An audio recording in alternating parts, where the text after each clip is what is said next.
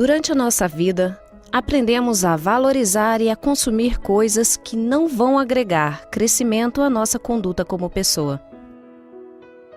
Observamos que a sociedade tem deixado de cultivar valores importantes para o nosso dia a dia, como honestidade, desapego, autoconfiança, integridade, verdade e ética. Por isso queremos convidar você para uma reflexão. Vamos repensar algum de nossos conceitos e condutas. Vamos investir no ser humano. Resgatar a essência das pessoas.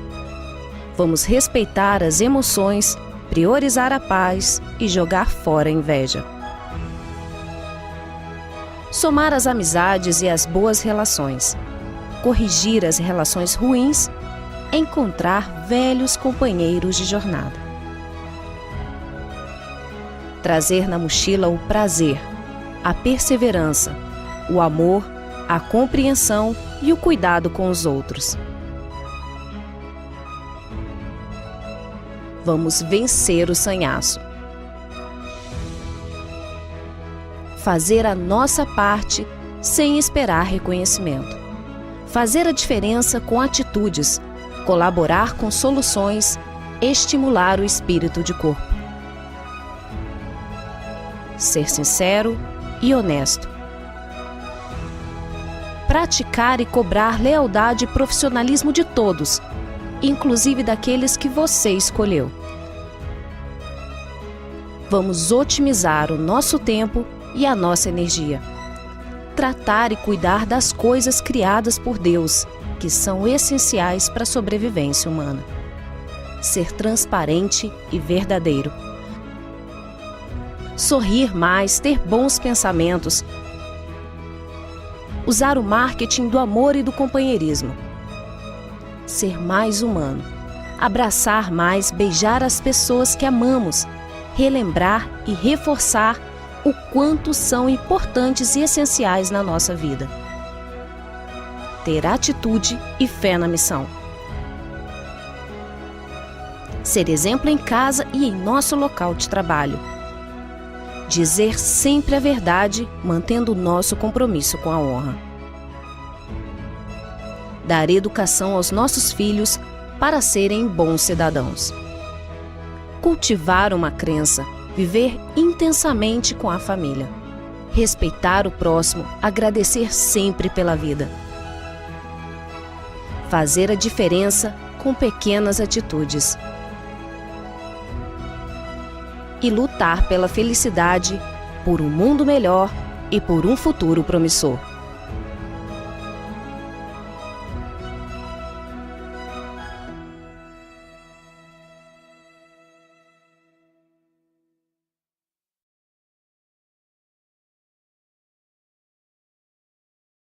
Olá, eu sou a Tenente Daniela, psicóloga da 11ª Região Militar.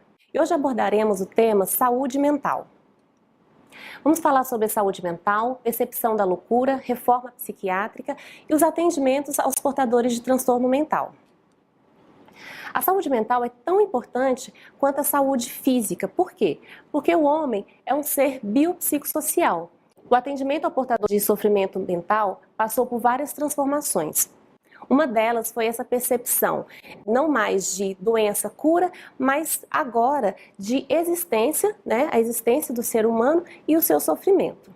Vamos iniciar com uma reflexão. O que é loucura? O que você percebe como loucura? Muitas vezes a gente percebe, fala assim, loucura, louco é aquele que é diferente, aquele que destoa da maioria das pessoas. Então o que é loucura para você? A outra pergunta que eu gostaria que vocês também respondessem a si mesmos era: há quanto tempo convivemos com a loucura? Nós vamos responder voltando um pouquinho na época do Renascimento. Lá na época do Renascimento, lá no iniciozinho do século XIV, a loucura era vista como algo divino. Então, as pessoas viam o louco como se fosse uma resposta de Deus. Eu coloquei 4 itens importantes que chamam a atenção. Experiência sobrenatural, o desígnio de Deus, símbolo do anúncio da morte e comparada à sabedoria de Deus. Então, algo divino, é como se fosse Deus se comunicando com os seres humanos aqui na Terra. Passou-se o tempo e essa percepção de loucura como algo divino acabou mudando. Eu trouxe uma imagem de uma cidade europeia. Ela é toda cercada por muros. Tem vários significados e um deles é: quem está dentro dessa cidade pertence a ela. Quem está fora dessa cidade, como os loucos eram colocados, eles simplesmente eram excluídos da sociedade. Então construiu-se esse muro, não especificamente para essa finalidade, e os loucos eram colocados para o lado de fora. E aí eles não tinham mais nenhum amparo da sociedade. Com o Renascimento, o hábito passa a ser o de embarcar os loucos em navios, os chamados nau dos loucos. Esses loucos eram colocados em navios, eram entregues à própria sorte. Segundo Passos e Barbosa, no Renascimento, o mundo está povoado pelo diabo. Olha só, aquela ideia de divino acaba se desfazendo. Agora os loucos estão mais ligados a algo contrário ao divino. Nessa barca louca, o louco passa para um destino incerto, ou seja, provavelmente eles morreriam. Simbolicamente, ele parte para o outro mundo. Todo embarque é potencialmente o último. E é do outro mundo que chega o louco que desembarca na cidade. Olha só o problema. Eu coloco os loucos da minha cidade em barcos e eles são levados para o mar, provavelmente para outras cidades. E o louco de outras cidades acabam vindo para as minhas. Então, o problema só estava sendo transferido e não resolvido. Se na Europa não havia o tratamento, no Brasil também não. Em 1830, existia uma diferença muito grande. As pessoas que tinham condição financeira de conter os seus parentes ou familiares em casa faziam todo esse tratamento e deixavam longe dos olhares da sociedade. Aquelas pessoas que não tinham condição financeira acabavam deixando os seus familiares nas ruas ou nas santas casas de misericórdia. Com o passar do tempo, essa ideia do divino relacionada à loucura foi se perdendo. E agora, a loucura era percebida como a não-razão. Como consequência, a loucura é inscrita na lógica da desordem. E se é desordem, ela deve ser contida e reprimida. Foram surgindo a ideia dos hospitais psiquiátricos. Aqui no Brasil, em 1841, Dom Pedro assinou um decreto que acabou criando o Hospício Dom Pedro II. Trouxe duas imagens para a gente ter uma noção do tamanho desse hospital. Trouxe também a ficha de um doente e assinalei indigente, é a classe desse paciente. Lá do hospício em Praia Vermelha. Por que isso? Porque eles classificavam em primeira, segunda e terceira classe. A primeira classe eram aquelas pessoas que tinham um poder aquisitivo melhor. Então eles eram colocados em alas diferentes, podiam dormir até 2 pessoas em um quarto, tinham atividades como jogos, pinturas, artesanato, mas geralmente ficavam ociosos. E a segunda e a terceira classe, que provavelmente é desse paciente, eram colocados em outra ala, eles acabavam convivendo com um grupo maior e faziam atividades como jardinagem, limpeza, cozinha, eles interagiam mais. E por conta disso, eles acabavam desenvolvendo mais. E muitos deles recebiam inclusive alta. Isso é muito importante porque nós veremos mais à frente. Em 1890, Dom Pedro II muda o nome do hospital e coloca como Hospital Nacional de Alienados. Olha bem, eu frisei nacional. Antes, esse hospital atendia a cidade. Agora, ele pode atender todo o país. Imagina um hospital criado para um estado e agora atendendo uma população bem maior. A estrutura acabou ficando decadente e o atendimento ficou a desejar. E aí, houve a superlotação. Além disso, algumas alternativas de tratamento também começaram a surgir. Uma delas foi a camisa de força. É uma camisa de lona, de manga comprida, que eram amarradas, atadas nas costas. Assim, era possível proteger o próprio paciente e os outros que estavam ao seu redor. Outra alternativa eram as celas. Outra alternativa também foram os medicamentos. Foram usados os neurolépticos para controlar os comportamentos. Em 1941 e 1954, houve a expansão dos hospitais de forma geral, e a criação também de convênios. Assim, a população teve mais acesso ao atendimento, inclusive ao atendimento psiquiátrico. Houve uma busca maior das técnicas terapêuticas, como, por exemplo, a psicocirurgia, a insulinoterapia, entre outras. Só que também houve um problema nessa época. Em 1950, os hospitais públicos não conseguiam atender a demanda. Era muita demanda para pouca oferta. Em 1954, houve um aumento de mais de 16 mil leitos psiquiátricos no país. Isso foi bom por um lado, mas não conseguiu atender a população. E nessa época também surgiu uma nova sociedade, uma sociedade mais questionadora, que começou a cobrar mais os seus direitos e uma saúde de qualidade. Para vocês terem uma noção, em 1970, mais de 7 mil doentes estavam internados sem leitos e hospitais psiquiátricos não tinham especialistas. A internação durava cerca de 7 meses e o índice de mortalidade era altíssimo, cerca de 6,5 vezes maior que nos hospitais com doenças crônicas ou outras especialidades. Diante desse cenário, surge o médico psiquiatra Franco Basaglia. Nascido em Veneza em 1924, ele influenciou na reforma psiquiátrica no Brasil.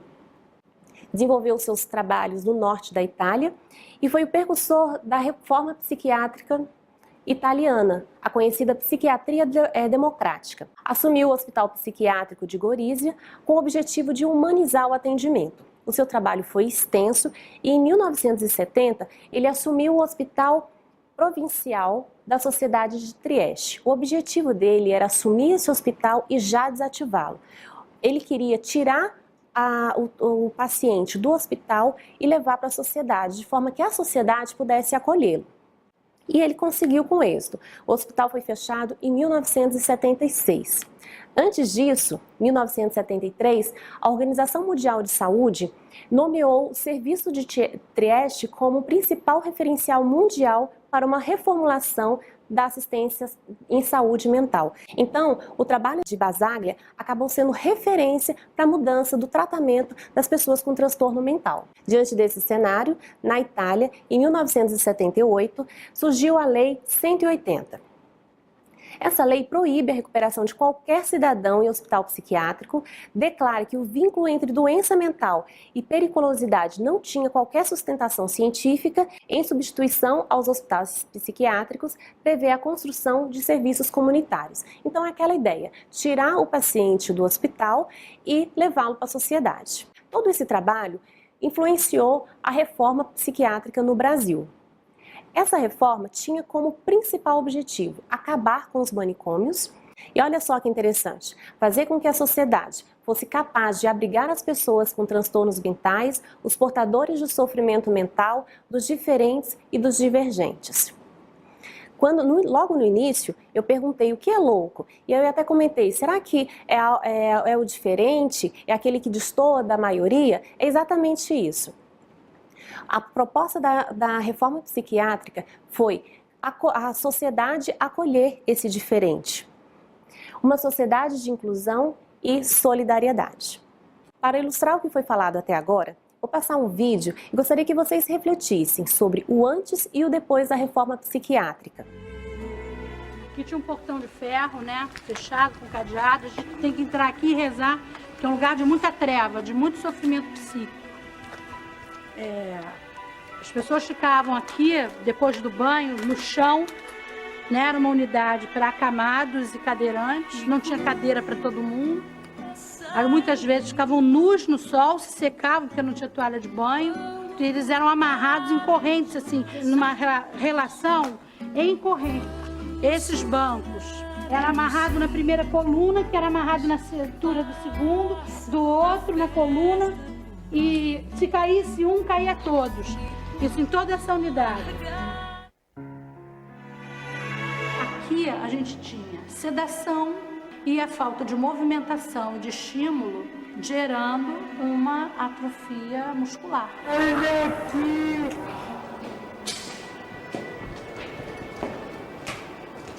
Tá tudo como era antes. Os mesmos cátares, as mesmas camas, sem luz, sem janela.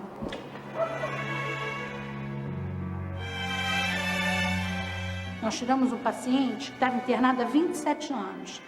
E ele rastejou durante anos aqui, ele não andava. E ele aprendeu a andar de muleta, tinha uma cadeira de rodas para as festas, para ele não ficar em pé muito tempo.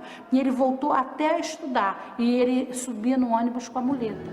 Você sempre viu muito além do que os outros conseguiram ver.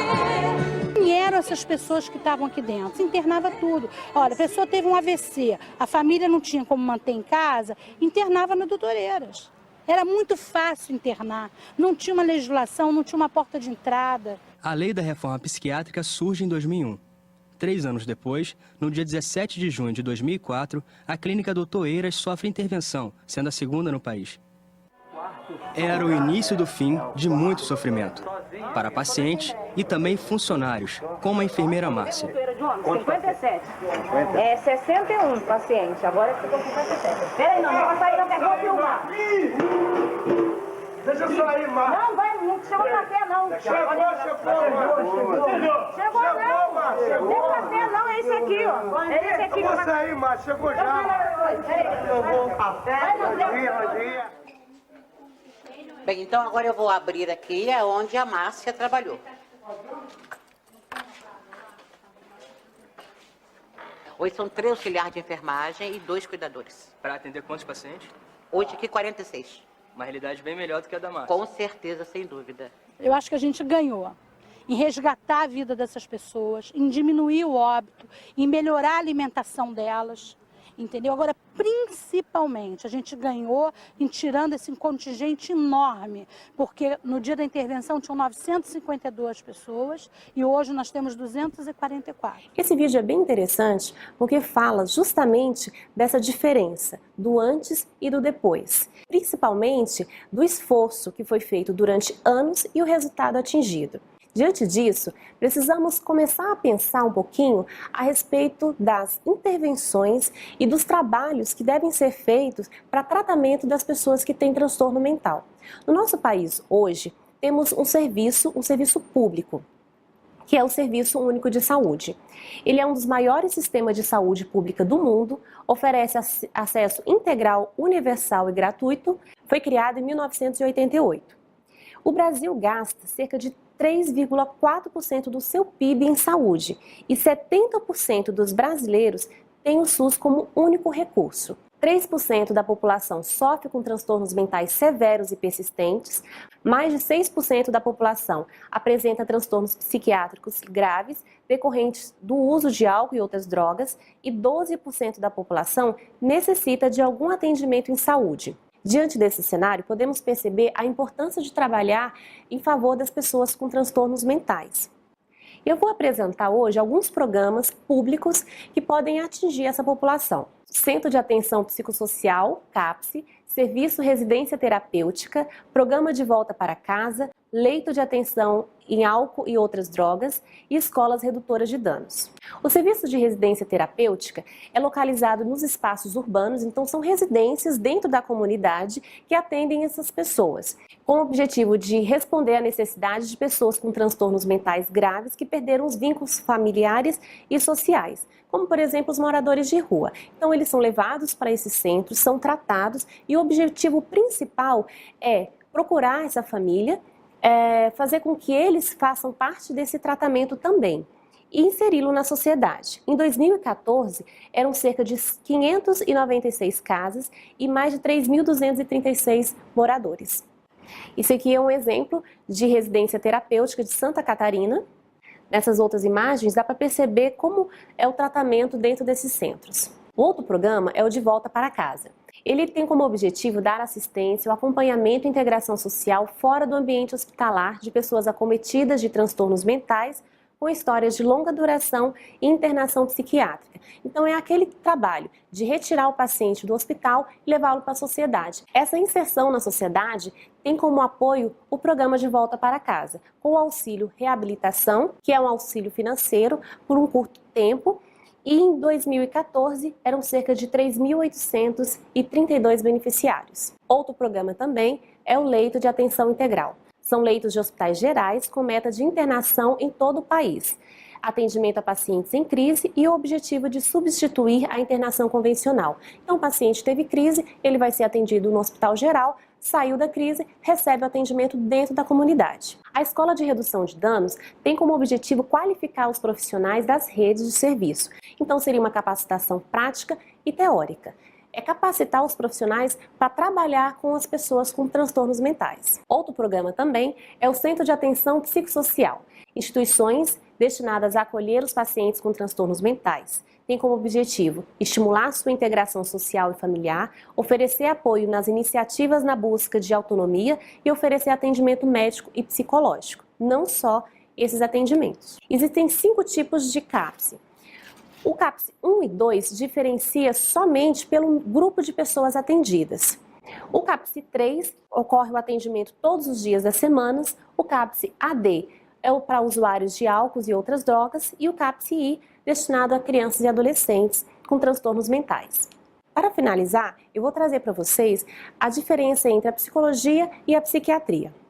Na psicologia, existem os atendimentos que são semanais. O uso de conversas em clima de acolhimento tem como objetivo o entendimento das causas que levam ao adoecimento mental, busca melhor conhecimento de si, das relações interpessoais, maior satisfação na vida, no trabalho e nas relações. E o tratamento possui uma duração prolongada de tempo, se formos comparados ao tratamento realizado na psiquiatria. Na psiquiatria, os encontros são periódicos, muitas vezes quinzenais ou mensais, dependendo de cada caso. Existe o uso da medicação para o tratamento dos sintomas, foca a identificação da desordem mental e o objetivo de reduzir os sintomas e melhorar a qualidade de vida dos pacientes. Por que trazer essa diferença? Porque nós precisamos começar a desmistificar o que é cada ciência e que todas elas se completam. Então é isso, deixo o meu contato para qualquer dúvida e agradeço a atenção de todos.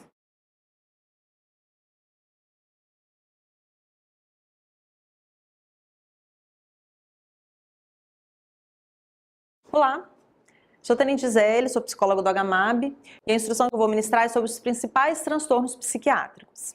Antes de começar falando dos principais transtornos psiquiátricos, eu gostaria de trazer essa fala da doutora Alessandra Reis, psiquiatra da Unidade de Álcool e Drogas da Unifesp. Ela diz que parece que a compreensão cultural do suicídio, inclusive dos profissionais de saúde, é oposta e conflitante com a ideia de que essa pessoa está manifestando alguma doença psiquiátrica e, portanto, precisa de ajuda e tratamento. Prevalece, na maior parte das vezes, o entendimento, o sentimento de que o suicida faz aquilo simplesmente porque quer. O que ela quis dizer com isso é que a maior parte das pessoas ainda não consegue associar diretamente o comportamento suicida com o transtorno mental. Mas é importantíssimo a gente entender que os principais fatores de risco para o suicídio está, dentro da história de tentativa anterior de suicídio, está o transtorno mental. A maior parte das pessoas que suicidam, de 90% a 98% dessas pessoas, elas apresentam um transtorno mental por ocasião do suicídio. Esse gráfico é uma compilação da associação dos principais transtornos psiquiátricos com os comportamentos suicidas. Foi uma compilação de mais de 16 mil suicidas. Os principais transtornos associados a esse comportamento são os transtornos de humor, os transtornos relacionados ao uso e abuso de substâncias psicoativas, transtornos de personalidade, esquizofrenia, transtornos de ansiedade somatoformes, dentre outros transtornos de menor prevalência. E eu vou trazer então destrinchar um pouquinho desses principais transtornos. Por que a gente vai destrinchar um pouquinho a informação sobre esses transtornos? Porque um diagnóstico bem feito, um diagnóstico feito de maneira apropriada, vai levar a uma intervenção mais adequada. Então vamos começar pelos transtornos de humor. Transtorno depressivo. O transtorno depressivo, ele acomete cerca de 10 a 25% das mulheres e entre 5 a 12% dos homens. É um transtorno que realmente está mais prevalente em mulheres. Quanto mais precoce o tratamento, mais rápida a remissão dos sintomas e menor a chance de cronificação do quadro. Cerca de 2/3 das pessoas tratadas de maneira apropriada, de maneira adequada, respondem satisfatoriamente ao primeiro antidepressivo prescrito. Então, por isso que é importantíssimo fazer um bom diagnóstico para uma intervenção apropriada, porque a resposta ela é muito eficiente. E entre os pacientes gravemente deprimidos, que não são tratados, 15% deles cometem suicídio. Então, realmente um transtorno é amplamente associado ao comportamento suicida. Sinais fisiológicos mais presentes na depressão: alterações do sono, em geral a hipersônia, né? A pessoa se sente mais cansada, mais fatigada com o rebaixamento do seu funcionamento normal, então dorme mais, mas a insônia também acontece, também é presente. Alterações do apetite, excesso de fome ou falta de apetite, fadiga, sensação de perda de energia e redução do interesse sexual. Dentre os sintomas psíquicos, o mais comum é a tristeza. Junto com a tristeza, outro sentimento, outro sintoma psíquico muito prevalente é o sentimento de inutilidade, de culpa. Esse sintoma é importantíssimo, porque muitos pacientes, muitas das vezes em seus relatos, em suas cartas, relatam que estão cometendo suicídio justamente para tirar esse peso que sentem provocar nos seus familiares, nos seus entes queridos. A autodesvalorização também é muito comum, a redução da capacidade de experimentar prazer. Além da tristeza, eu diria que a redução da capacidade de experimentar prazer, essa anedonia, é um sintoma extremamente marcante na depressão.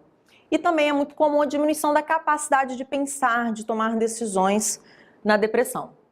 E dentre as evidências comportamentais, o retraimento social, crises de choro, os pacientes às vezes nem sabem por que choram, eles chegam ao consultório muitas das vezes se queixando, trazendo essa como queixa principal: eu não sei por que estou chorando tanto, não vê um evento externo, um fator externo que possa estar diretamente associado, e isso incomoda, traz muita angústia. O retardo psicomotor também está muito presente, então tudo fica mais lentificado, fala mais lentamente, se comporta mais lentamente, pensa de maneira mais lenta, e comportamentos suicidas, logicamente, porque esse é o assunto que a gente está trazendo aqui hoje. Um outro transtorno de humor muito comum, muito associado ao comportamento suicida, é o transtorno afetivo bipolar. Para ser feito o diagnóstico do transtorno afetivo bipolar, tem que estar presente pelo menos um episódio maníaco ao longo da vida. Então, normalmente o paciente ele tem os sintomas depressivos e em algum momento ele pode fazer a virada maníaca. E aí sim é possível fazer o diagnóstico do transtorno afetivo bipolar. É uma prevalência significativa na população geral, cerca de 1,5%. É um transtorno muito grave, é um transtorno crônico, recorrente e com aumento progressivo da gravidade dos episódios. Então, o episódio que aconteceu agora, a próxima vez que esse episódio vier a acontecer, em geral, ele vem de maneira um pouco mais grave do que o anterior. É um transtorno que afeta de maneira muito equivalente entre homens e mulheres, e o início é bem precoce, entre os 15 e 30 anos. Os pacientes bipolares, eles normalmente têm uma adesão muito baixa ao tratamento. Eles, em fase maníaca, eles normalmente não querem fazer uso da medicação, porque eles se sentem satisfeitos, eles se sentem felizes com aquela relação de humor, e muitas das vezes abandonam o tratamento justamente nessa fase, e aí a gravidade do transtorno se dá com esse abandono. A psicoterapia, de uma maneira geral, ela é muito eficiente, ela é mais utilizada justamente para facilitar, para incentivar o paciente a aderir ao tratamento. Porque o paciente que adere ao tratamento, ele responde muito bem à medicação. Então, a maior parte dos indivíduos que são corretamente tratados, que aderem à medicação, eles conseguem alcançar a estabilidade do humor. E o diagnóstico incorreto, o tratamento inapropriado, aumenta o risco de suicídio. Não é um diagnóstico simples de se fazer, como eu coloquei. Os pacientes só podem ser diagnosticados após uma crise maníaca. Muitas das vezes eles são tratados como depressivos e só após a crise maníaca que eles podem ser diagnosticados e tratados adequadamente como transtorno bipolar. 25% dos pacientes bipolares tentam suicídio e, infelizmente, 15% deles realmente cometem suicídio. A comorbidade mais frequente no transtorno bipolar, entre os transtornos de humor, é com o abuso de substâncias. Na prática, a gente pode falar que a comorbidade mais frequente, mais grave no suicídio é a depressão e o alcoolismo. Essa comorbidade afeta de maneira muito significativa o curso e o prognóstico. Então agora a gente vai falar um pouquinho do abuso de substâncias. Cerca de 11% dos brasileiros são dependentes de álcool. É uma quantidade muito grande. 11% de toda a população brasileira é dependente de álcool. Isso quando a gente não coloca nessa porcentagem os pacientes que usam de maneira irresponsável ou abusiva. Estamos nos referindo aos dependentes. A dependência do álcool e outras drogas aumenta o risco de suicídio em até 50%. E a abstinência, ela é uma situação extremamente angustiante, desconfortável para o paciente que está em tratamento, está se tratando do álcool, e a crise de abstinência, ela provoca angústia, às vezes, tão exacerbada que a única solução, a única alternativa encontrada é o suicídio. O álcool e as drogas, elas atuam de modo negativo no controle, na motivação e na atitude interna e contribuem para o impulso suicida. Dentro daquela compilação, aquele gráfico que foi apresentado inicialmente, os transtornos de personalidade também são transtornos significativamente associados à depressão. Entre os transtornos de personalidade, os mais associados diretamente é o transtorno de personalidade borderline. Além do borderline, o antissocial e o narcisista. Mas o borderline, inclusive, é um dos critérios diagnósticos para o transtorno de personalidade borderline, é a tentativa de suicídio. O que são transtornos de personalidade? Transtornos de personalidade são estados de tipos de comportamento que expressam a maneira de ser, a maneira de estabelecer relações consigo mesmo e com os outros. Tem que ter características de serem inflexíveis, de serem desadaptados e de provocar um comprometimento muito importante na vida desse sujeito. Para o diagnóstico apropriado do transtorno de personalidade, é importante que tenha pelo menos 5 desses critérios que eu vou apresentar. Esses 2 esforços para evitar abandono e relações instáveis e intensas são extremamente marcantes do transtorno de personalidade borderline. A pessoa, ela tem comportamentos excessivos e manipulativos muitas das vezes para evitar o abandono. Isso também se manifesta com o terapeuta muitas das vezes. Relações instáveis e intensas. Então, tudo é muito extremo e muito oscilante. Então, se hoje a pessoa te ama, amanhã ela te odeia por motivos fúteis, muitas das vezes. Então, é realmente uma instabilidade nessa relação e de maneira muito intensa. Perturbações da identidade, impulsividade, comportamento suicida recorrente e automutilação, é muito comum. E é importante perceber e identificar que muitos desses comportamentos de automutilação ou de tentativas de suicídio, elas podem ser atitudes manipulativas, que o borderline usa para manipular, para poder evitar esses abandonos que ele simplesmente não tolera. Instabilidade afetiva, então uma reatividade de humor muito grande, então as reações são muito intensas e reações são muito desproporcionais. Sentimentos de vazio crônico também é muito marcante o transtorno de personalidade borderline.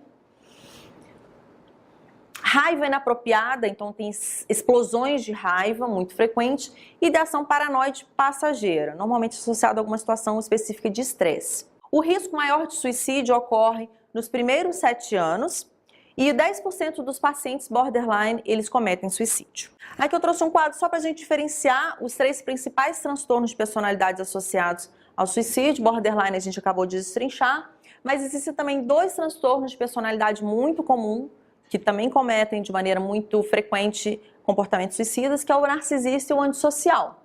O narcisista são aquelas pessoas que de maneira instável, de maneira desadaptada, inflexível, querem reconhecimento como sendo especiais e únicos, consideram-se superiores aos demais, têm fantasias de grande sucesso pessoal, requerem admiração excessiva e normalmente são pessoas muito arrogantes. O antissocial é aquele que a gente normalmente conhece como psicopata. São indivíduos frios, insensíveis e sem menor compaixão, são irresponsáveis, inconsequentes, não sentem culpa, não sentem remorso, são muito agressivos e cruéis, mentem de forma muito recorrente e aproveitam-se dos outros. Então as pessoas, as relações são estabelecidas porque ele tem interesses, ele lida com as pessoas como se elas fossem objetos. Esses são os 3 transtornos de personalidades mais comumente associados ao suicídio. Esquizofrenia. A esquizofrenia, ela é marcada por esse perda do contato com a realidade. Ele é muito frequente, ele é universal, incide em cerca de 1% da população. Normalmente os homens, eles começam a manifestar o primeiro surto por volta dos seus 25 anos e a mulher de maneira um pouco mais tardia, seus 29 a 30 anos. Eu diria que a esquizofrenia é um dos transtornos mais democráticos que existem. Ele atinge todos os povos, etnias, culturas e classes sociais. Não tem diferença alguma com países pobres e ricos, nem entre homens e mulheres. Quais são os critérios diagnósticos da esquizofrenia? Delírios, alucinações. são os dois itens mais importantes que tem que estar presente na esquizofrenia. Delírio é uma vivência, uma experiência delirante, em que a pessoa experimenta aquela realidade própria, ele tem um distanciamento da realidade externa, mas uma realidade dele interna, e que não há fatos, argumentos, pessoas que convençam essa pessoa do contrário. Ele tem essa vivência delirante e para ele é aquela realidade. Alucinações são sensações, são experiências sensoriais sem um elemento externo. Então, alucinações auditivas, por exemplo, o indivíduo ouve vozes, ouve música, ouve palavras, gritos que não estão acontecendo no ambiente externo. Alucinações olfatórias, a mesma coisa, com relação a aromas. Alucinações visuais, também a pessoa vê objetos que não estão presentes. Então, isso é o que caracteriza a alucinação e está presente no caso da esquizofrenia. Ou seja, é um transtorno extremamente angustiante. E daí a gente pode entender a grande associação da esquizofrenia com o suicídio. O discurso desse indivíduo normalmente é muito desorganizado, não tem muita lógica. Os sinais negativos da esquizofrenia, essa falta de lógica, essa alogia, né? Diminuição da vontade, embotamento afetivo, e ele também, muitas das vezes, a maior parte dos pacientes esquizofrênicos tem uma perda da capacidade laboral, da sua capacidade acadêmica, social. E o Bloyer, ele colocou aqui como sintoma mais grave de todos os sintomas da esquizofrenia, o suicídio. Então, realmente, é um comportamento muito usual em pacientes esquizofrênicos. Na esquizofrenia, existem alguns momentos de maior risco de suicídio. A intercrise é quando o indivíduo não está numa crise, está anterior a uma próxima crise, onde ele tem condições de perceber toda a limitação que a doença acarreta na sua vida, mas ele ainda não consegue elaborar isso. Durante a crise, porque muitos pacientes, como eu coloquei, têm alucinações, muitas dessas alucinações, principalmente alucinações auditivas, são vozes que dão ordens, que dão comando para que ele se mate. Então, durante a crise também é um período muito importante, e alguns pacientes cometem o suicídio. E após a alta de uma internação psiquiátrica. Muitos estudos apontam que após a alta, o índice de suicídio em pacientes esquizofrênicos também é muito alto. Durante a internação, ele está medicado, ele está acompanhado, tem todo um cuidado, o hospital, ele é todo cercado de cuidados para evitar qualquer autoagressão. Quando ele tem a alta, esse comportamento ele fica mais possibilitado. Mais da metade dos pacientes esquizofrênicos, entre 18% a 55% deles, tentam suicídio. E, infelizmente, 10% desses pacientes eles conseguem cometer o suicídio.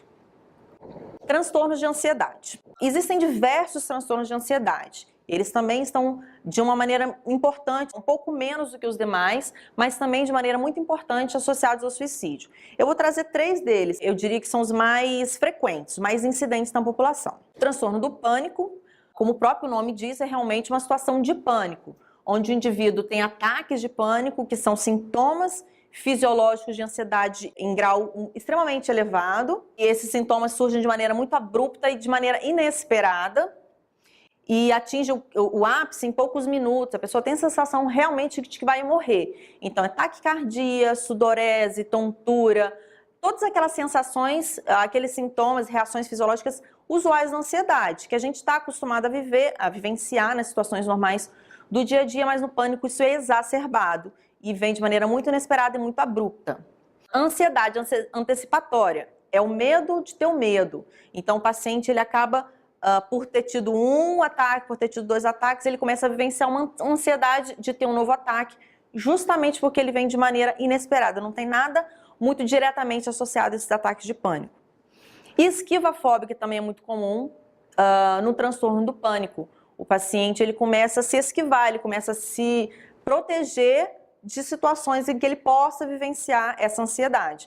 Muitas das vezes ele permanece em casa, ele fica isolado, ele só sai acompanhado, não anda mais de ônibus, não pega elevador. Então, é realmente um transtorno muito limitante. A peregrinação entre diversos especialistas e pronto atendimentos é muito comum no paciente com pânico, porque ele não consegue aceitar, ou é muito difícil, leva um tempo até que ele entenda que aqueles sintomas, aquelas sensações de morte iminente, não são sintomas clínicos, não é um problema cardíaco, é um problema emocional.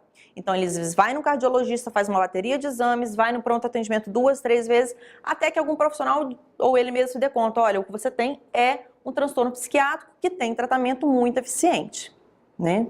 Mas é realmente uma situação muito angustiante. O transtorno do pânico manifesta especialmente em jovens, acomete mais mulheres do que homens, e a primeira crise também de maneira muito precoce, entre os 15 e 20 anos. Existe uma grande comorbidade com quadro depressivo, é de se imaginar que pacientes com transtorno do pânico tenham um quadro depressivo. É uma situação realmente muito difícil de vivenciar. 60% desses pacientes também têm depressão e 12 deles tentam suicídio. O TOC é um transtorno que muitas das pessoas acham ele interessante, diferente, mas ele também traz muito sofrimento para as pessoas que são cometidas pelo TOC. Está frequente em cerca de 2 a 4% da população, é um transtorno muito incidente, muito comum, e ele é caracterizado por obsessões e muitas das vezes compulsões. Mas as obsessões seriam como se fosse a parte mental da doença, então são ideias, imagens, pensamentos que invadem a mente da pessoa.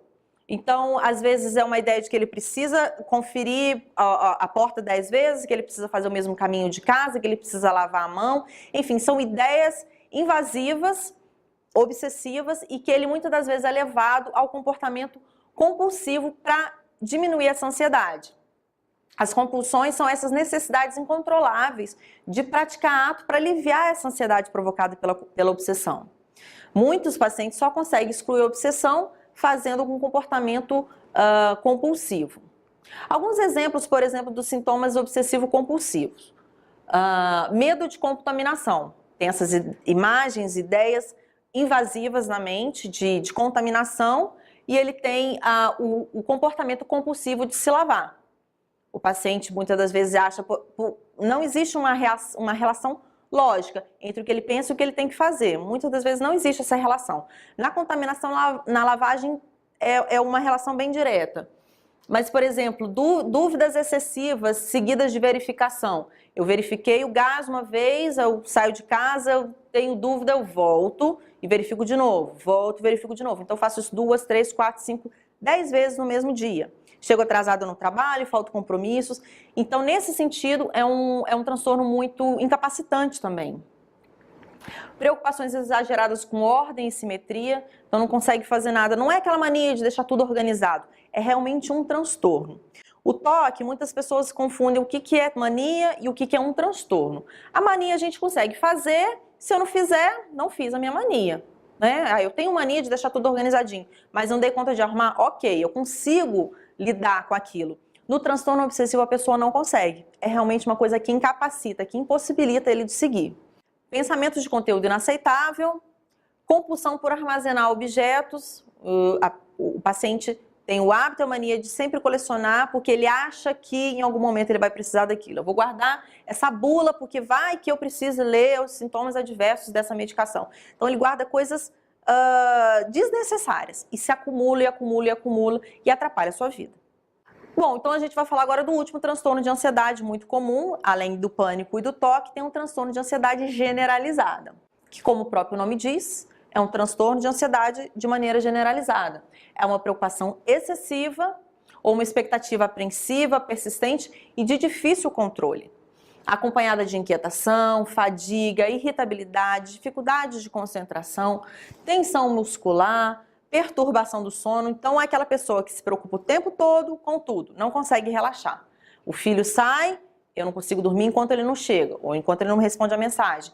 Ele não chegou, ou ele atrasou, aconteceu alguma coisa de terrível com ele. Eu estou sempre fazendo uma associação negativa, apreensiva e de difícil controle. Por mais que eu saiba que eu não preciso me preocupar, que nunca aconteceu nada demais, porque é super seguro, ele só está com amigos, eu não consigo parar de me preocupar com aquilo. Então é realmente muito angustiante. E para finalizar, um grito de socorro. Ele pode provocar um movimento de apoio e de reestruturação, ou ainda mais risco caso as pessoas próximas ou a equipe assistencial estejam despreparadas. E o suicídio, a tentativa de suicídio, é realmente um grito de socorro. Obrigada.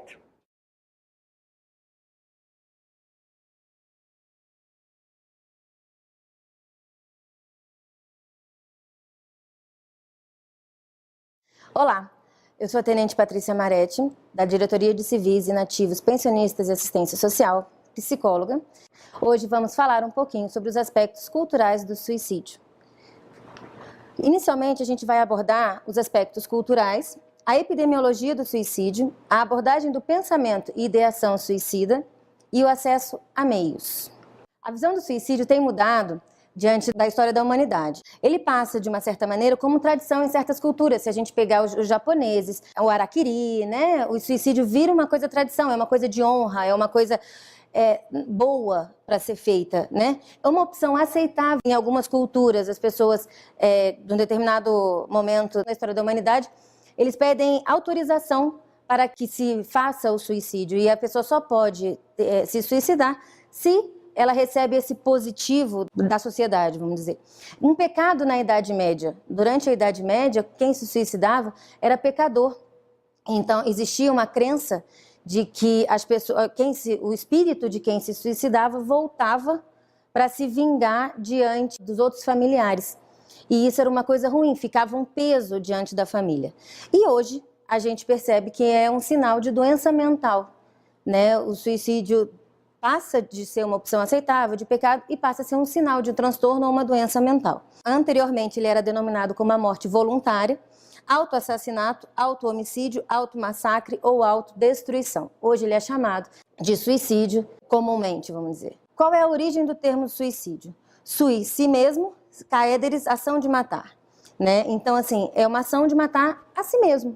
Em nenhuma língua existe termo para expressar a ação pela qual o homem coloca fim à sua própria existência. O termo que faltava para expressar uma ação que se tornou, infelizmente, tão frequente foi criado no século passado, pelo famoso De Fontaine. Em 1647, foi a primeira vez que a palavra suicídio foi colocada dentro de um livro. Existem algumas teorias para se explicar esse ato, do suicídio. As três mais importantes é a teoria psiquiátrica, a sociológica e a psicológica. Skirrow vem e explica a psiquiátrica no quê? Que é um problema, tem alguns problemas cerebrais, né? Existe um componente genético na história e um componente biológico, né? Isso a gente vê em 1847. Durkheim, em 1897, vem com uma outra visão, que é um fato social, é um fato da sociedade, é um fato coletivo e não só individual, né? Estatística, né, epidemiologia, então, qual a frequência? Ele vem fazer um estudo, né, é um dos maiores estudiosos, foi um dos maiores estudiosos do suicídio, né, em que ele começa a estudar mais forte essa parte desse fato social, essa parte da epidemiologia e do populacional. Qual é a população maior que vai fazer o suicídio ou qual é o grupo de risco maior?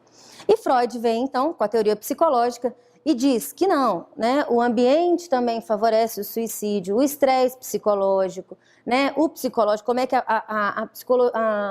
como é que a saúde mental dessa pessoa tá, também é fator, né, que pode causar o suicídio. Hoje existem várias definições do suicídio, mas a que mais é usada e a mais aceita diante da Associação Brasileira de Psiquiatria é um ato deliberado executado pelo próprio indivíduo cuja intenção seja a morte de forma consciente e intencional, mesmo que ambivalente, ou seja, eu quero morrer, mas ao mesmo tempo eu tenho desejo de viver, usando um meio que ele acredite ser letal. Tá? Então essa é a definição que hoje em dia a gente utiliza e que é a mais utilizada dentro da definição. O suicídio, ele não é... Muitas vezes quando a gente fala de suicídio, a gente pensa assim, tem uma causa, existe um fator. Não. O suicídio é um fato multifatorial, onde ele tem vários fatores englobados. A gente pode começar com o transtorno psiquiátrico. 99% das pessoas que cometem suicídio tem algum transtorno psiquiátrico envolvido, seja ele depressão, transtorno obsessivo-compulsivo, a bipolaridade, né? Mas principalmente, no caso do suicídio, tem 99% tem o transtorno psiquiátrico e principalmente a depressão. Neurobiologia. O suicídio também tem um aspecto neurobiológico. Quando a gente baixa a serotonina, né, você pode causar depressão, pode causar uma tristeza. Neurotransmissores podem não estar adequados, fazem com que a gente tenha uma depressão e tal, e possa causar também o suicídio. É um fator preponderante, vamos dizer assim. Impulsividade. O suicídio tem um caráter de impulsividade, embora seja um ato pensado. O suicídio, ele não tem uma coisa, eu vou me matar. Não, você prepara, você pensa, é um ato que é um ato demorado, vamos dizer assim, não é um ato de desespero, é um ato pensado mesmo. Mas tem a impulsividade. Muitas vezes você pode agir na impulsividade, na ansiedade e acaba conseguindo efetivar realmente o suicídio. Uma desesperança. A gente fala que o suicídio ele é um fator 3D, né? É um fator de desesperança, desamparo e desespero. Né? Quando você tem uma desesperança, quando você tem uma falta de acreditar no outro, de acreditar numa esperança para você melhorar e tal, pode ser fator de suicídio, pode ser uma causa do suicídio. História familiar, né? Histórico familiar ele é extremamente importante para a gente observar. Geralmente quem tem parentes que se suicidaram, seja ele de 1º a 4º grau, tá? E isso aumenta consideravelmente a possibilidade dele cometer um suicídio. Né? Por quê? Porque o histórico familiar ele é importante, né? Então a gente tem que observar e tem que apoiar mesmo essas pessoas que têm esse histórico familiar de suicídio dentro da família. Vulnerabilidade psicológica. Às vezes a gente pode estar passando por uma depressão, ou por uma separação, ou por alguma coisa que deixa com que a gente fique vulnerável. E a partir do momento que eu estou vulnerável psicologicamente, se juntar a vulnerabilidade psicológica, o histórico familiar e a desesperança, eu posso cometer o suicídio. Então, a vulnerabilidade psicológica é um fator principal para a gente ficar observando aí e dar o apoio para quando necessário. Comportamento suicida. A gente vai falar um pouquinho mais sobre o comportamento suicida lá na frente, mas o comportamento suicida é aquele onde você tem o pensamento, você tem a ação, a tentativa, né? E você tem a efetividade ou não. Tá? A gente vai falar um pouco mais, mas também é fator de preocupação e de cuidados para o suicídio. Fatores estressores. Se eu estou com estresse no trabalho, se eu estou com estresse em casa, se eu estou com estresse pessoal mesmo, eu estou com raiva, cansado, ou qualquer outra coisa assim, eu posso sim entrar numa vulnerabilidade psicológica e cometer o suicídio. Acesso a meios. E aí essa é a grande preocupação da parte do Exército, né? Porque nós temos um meio muito fácil e o nosso meio é a arma. Né? Então, assim, muitas vezes acesso a meios. Se a gente pega um médico, qual é a probabilidade do médico cometer o suicídio? Vai cometer com remédios, né? Ele tem acesso a esses remédios. E a gente, né, os militares têm acesso à arma muito fácil. Doença clínica grave. Muitas vezes, quando você é diagnosticado com uma doença clínica grave, seja ela incapacitante, né, ou não, você pode ter sim, um pensamento de desesperança, um pensamento de suicídio, de pensar em se matar. Uso ou abuso de substâncias, né? Se você usa, também é fator, né, que pode ajudar a prática do suicídio. Drogas, álcool e outras drogas, e aí a gente inclui o álcool também. Isso pode também ser um fator preocupante, né? E um fator principalmente de atenção para o caso do suicídio. Transtorno de personalidade. Se você tem algum transtorno, que já foi dito, né, sobre o transtorno de personalidade aqui, se você tem algum transtorno, pode ser sim um fator de suicídio. Então, assim, se a gente completa tudo isso, pega 2 ou 3 características disso aqui, do 3 ou 4, você pode ser sim uma pessoa que precisa de um apoio, precisa de ajuda mesmo, no sentido de tipo, vamos passar por essa fase e não cometer o suicídio, né, e principalmente ajudar nessa parte. Por que é importante saber sobre isso? Por que é importante a gente estar discutindo sobre a coisa do suicídio? O suicídio é responsável por 2.200 mortes por dia. Se a gente pensar nisso, no mundo inteiro, é uma a cada 40 segundos. Enquanto a gente está falando aqui, quantas pessoas já morreram? Né? 804 mil pessoas se suicidaram em 2012. Por que a gente só tem os dados de 2012? Né? Porque isso é extremamente difícil, essa notificação. Ainda se tem uma dificuldade extrema nessa notificação, porque as pessoas às vezes colocam que não foi suicídio, por medo de perder seguro, por vergonha até. Então acaba que essa notificação ela não é tão fidedigna. O grupo de risco maior é a idade entre 15 e 35 anos, né? Ele está entre as 3 maiores causas de morte. Ele está acima, né, do pessoal do trânsito e até das próprias guerras, muitas vezes, o suicídio. É o grupo de risco maior, é de 15 a 35 anos e maiores de 70. 56% de todos os suicídios de mulheres no mundo ocorrem na China. A China tem um aspecto interessante, a China e o Japão, em que as mulheres se suicidam muito. Por que existe um dia mundial para a prevenção do suicídio? Porque em setembro, quando os japoneses voltam para o colégio, né, vamos dizer assim, é a entrada de faculdade e tal, quem não consegue essa transferência ou essa matrícula no colégio, existe um alto índice do suicídio dos jovens. Então foi colocado, né, a Prevenção Mundial do Suicídio em setembro, o mês Setembro Amarelo, por conta desse alto índice, né, dos jovens no Japão. Entre 2002 e 2012, a taxa de crescimento dos suicídios é superior à do crescimento da população no mesmo período e ultrapassam o aumento de homicídios e mortes em acidentes de trânsito, que foi o que eu falei lá atrás. Ele está acima tanto do acidente de trânsito quanto dos homicídios. Dados estatísticos do Brasil, tá? Nós estamos no 8º lugar no mundo em casos, tá? E aqui no Brasil, em 2012, foram 11.821 óbitos, né? O que dá isso aí em 32 suicídios por dia. A gente teve um aumento significativo nos estados da Paraíba, do Amazonas e na Bahia, né? A maior taxa de suicídio é em São Paulo, no Rio Grande do Sul e Ceará. Essas taxas, essas estatísticas, são acompanhadas por algumas políticas públicas do governo, né, que as pessoas têm que notificar e tal. Ainda não se sabe o porquê que está tendo essa alta tão grande, né, em São Paulo, Sul e Ceará, mas que está tendo significativamente o aumento, sim. As capitais de maior taxa, Salvador, João Pessoa e Manaus. Manaus é uma característica especial que existe uma religião que parece que exacerba essa coisa do suicídio, mas que também já está sendo investigada por esses estudiosos.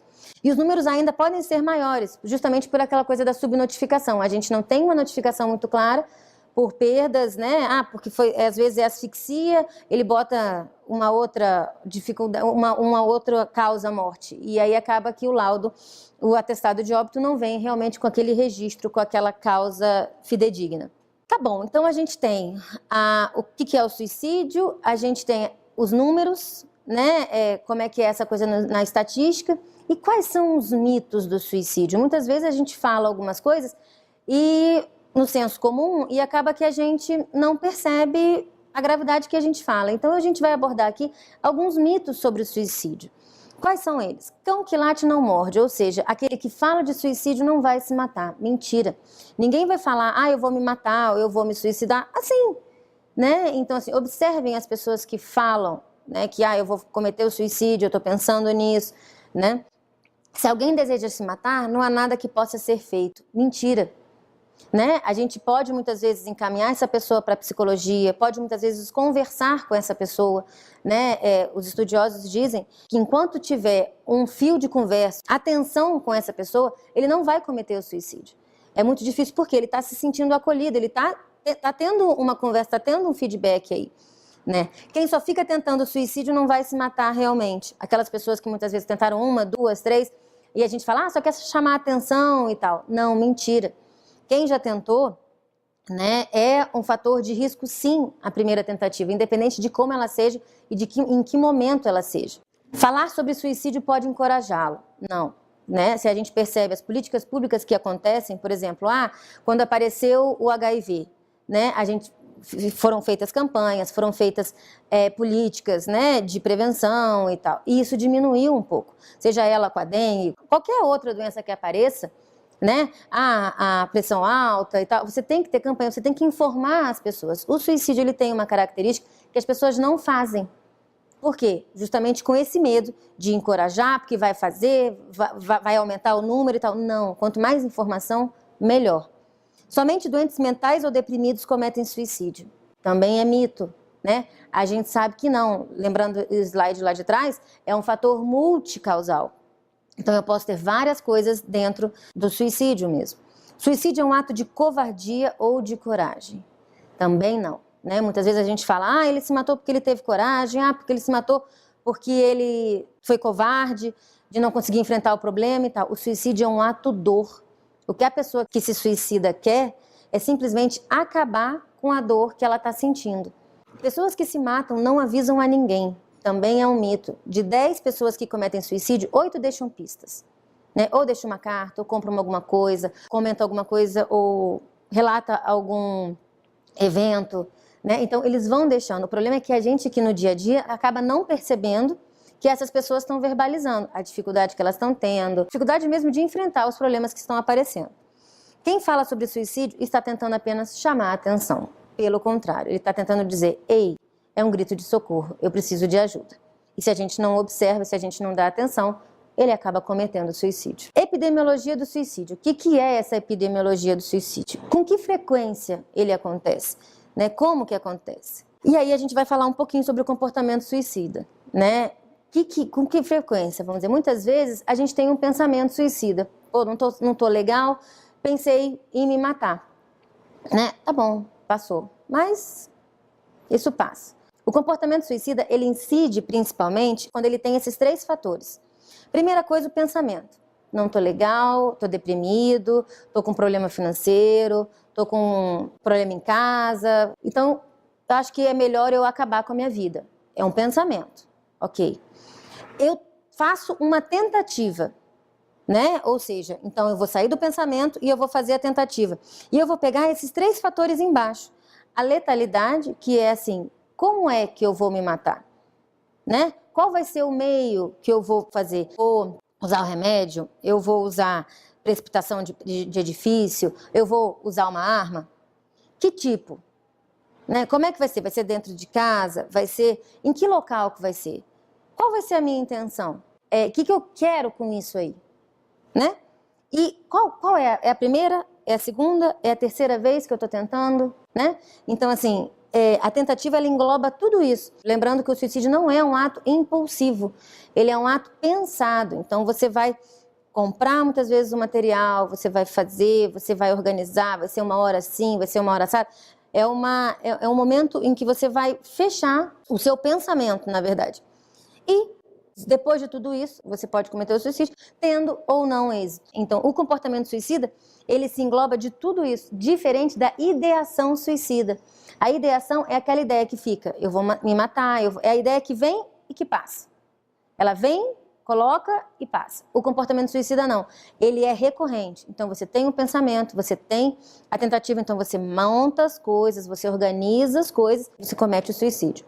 Comportamento suicida ao longo da vida, né, Bottega fez um estudo muito legal sobre isso, que de cada 100 habitantes, 17 pensam sobre o suicídio, 5 planejam, 3 tentam e 1 vai para o hospital. Né? Então, se a gente pegar isso aqui, e 1 é atendido em pronto-socorro. Né? Então, isso aqui é ao longo da vida mesmo. Né? É uma coisa para a gente se preocupar. Frases de alerta, né, que a gente tem que ter em relação às pessoas que relatam, né, que falam ou que comentam sobre o suicídio, ou as pessoas no geral mesmo. Eu preferi estar morto. Eu não posso fazer nada. Eu não aguento mais. Eu sou um perdedor e um peso para os outros. Os outros vão ser mais felizes sem mim.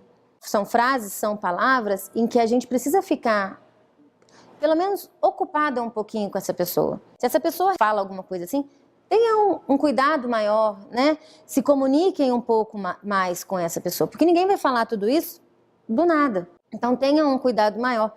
Deem atenção para essas pessoas. Como se comunicar com essas pessoas que relatam tudo isso, né? Primeira coisa, ouvir atentamente com calma. Não adianta nada a pessoa falar uma coisa dessa. Eu preferia estar morto. E você está mexendo no telefone, está falando com alguém ou diz assim, não, espera aí rapidinho, né? Tenham atenção com essa pessoa, converse com ela, olhem principalmente, né? A gente tem uma tendência agora de não olhar para o outro, de não perceber o outro. Olhem no olho do outro, conversem com o outro. Entender os sentimentos da pessoa, né? Que a gente chama de empatia. Não é resolver para ela, mas entender o que ela está dizendo. Dar mensagens não verbais de aceitação e respeito. Não é dizer, se ela chega e fala, eu estou passando por um problema. Você diz, não, daqui a pouco, né, não, acolham, né? Tenham respeito com aquela pessoa. Expressar respeito pelas opiniões e pelos valores da pessoa. Conversar honestamente com autenticidade. Também é uma coisa interessante, não adianta nada, né? Eu estar dizendo que eu estou atento e estou fazendo 1000 coisas, e não estou nem prestando atenção para aquela pessoa, ela me pergunta alguma coisa e eu respondo outra completamente diferente. Mostrar sua preocupação, seu cuidado e sua afeição com aquela pessoa. E focalizar nos sentimentos. Lembrando que o que a pessoa quer, botar para fora e dizer, é um apoio, é um socorro mesmo. Ei, eu estou passando por um problema e eu quero ajuda. Como não se comunicar com pessoas que falam todas aquelas frases ou que têm um comportamento suicida, né? Ou que já tentaram suicídio alguma vez. Interromper muito frequentemente. Enquanto a pessoa está falando, você já interrompe várias vezes. Ficar chocado ou muito emocionado, também não é legal. Dizer que você está ocupado, não posso te atender agora, né? Fazer o problema parecer trivial é uma coisa que não tem importância. Tratar o paciente de uma maneira pejorativa. Isso que você está falando não é importante para mim, isso aí é porcaria e tal, e por aí vai.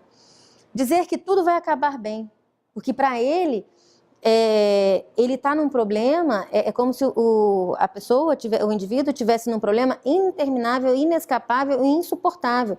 Ele não está mais suportando tudo aquilo. Então, se você chega e diz, olha, vai ficar tudo bem, não, ele não vai acreditar nisso, porque para ele o problema é muito maior do que aquilo.